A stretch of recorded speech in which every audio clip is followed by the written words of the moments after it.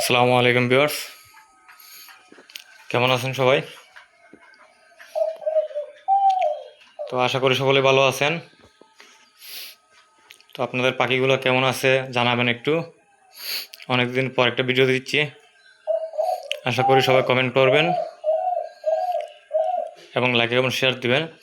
আর এখানে যেটা দেখতেছেন দলগু, এটা হচ্ছে মেল বাচ্চা আর এটা হচ্ছে ফিমেল বাচ্চাটা। তো আমি চিন্তা করতেছি যে মেলটার সাথে এই ফিমেলটার মানে জোড়া দিয়ে দিব। ইনশাল্লাহ দেখা যাক কি হয়, ভালো একটা রেজাল্ট আসতে পারে হয়তো ইনশাল্লাহ। তো ততদিন পর্যন্ত অপেক্ষা করতে হবে। আর এর তো ডাক শুনতেছি নি, 24 ঘন্টা ডাকে, এর ডাক বন্ধ হওয়ার মতো না। এখন ধলগু গু ডাকতেছে, সবাই একই পার্টি। এর মধ্যে সুখবর হলো কি, আরেকটা যেটা আপনাদেরকে দেখাচ্ছি, এই যে দেখেন ছোট্ট দুটো তিলা কুকুর বাচ্চা, এখনো মানে খাওয়া শেখে নাই। আমি মাত্র হ্যান্ড ফিট করাইলাম ওদেরকে, তো হ্যান্ড ফিট করে বসে রাখছি। এটা হচ্ছে দলগুর পুরানা বাসাটা আর কি, ওদেরকে দিয়ে দিয়েছে আর কি। দলগুকে বলছি যে ভাই তুই নিজে বানা বাসা। হ্যাঁ দেখেন আমাকে কি করছে। আচ্ছা যাই হোক, তো আরেক যে ফিমেল কুকুরটা আছে, তো আপনারা সবাই কেমন আছেন জানাবেন। আর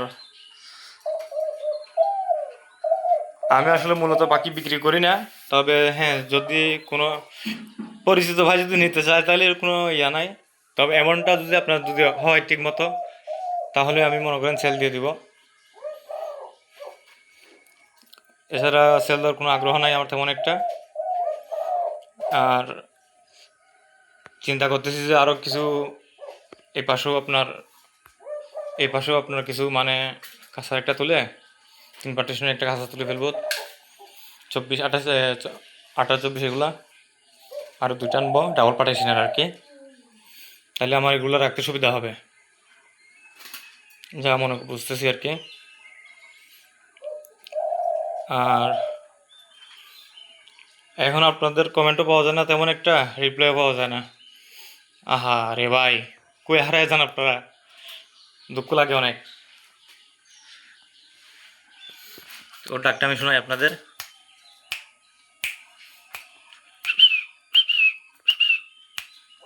দেখেন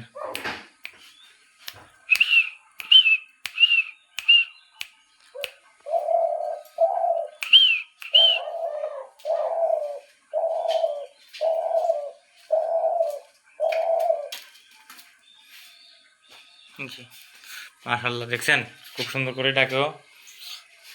এক সময় চাইছিলাম ওকে বিক্রি করে দিতে, আর বলছে না থাক। তো এখন টোটাল গুগো হচ্ছে গিয়ে নিচে আছে 3টা,